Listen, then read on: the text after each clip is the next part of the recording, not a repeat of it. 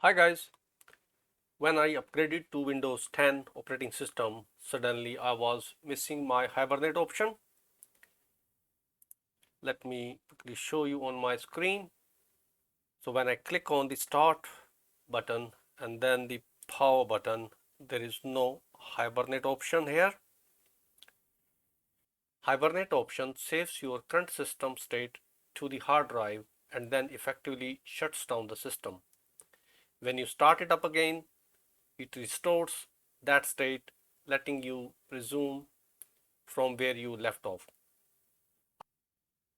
I like the Hibernate option because it doesn't draw any additional power the way sleep option does.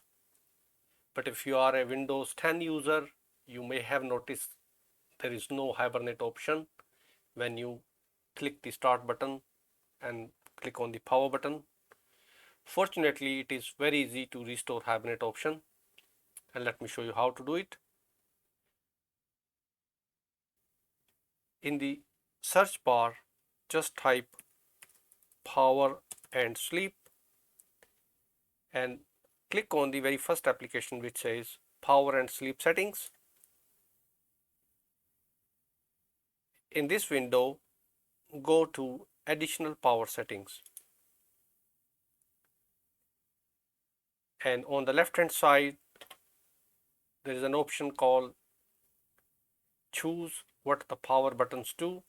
So if you click on it, you can see at the bottom there is a Hibernate option, but it is disabled, it is unchecked, and there is no option to save here. But what you can do is you can click on change settings that are currently unavailable, and then you can click on it, save changes, close the windows, and now when you click on the start and the power, and you will see the nice Hibernate option.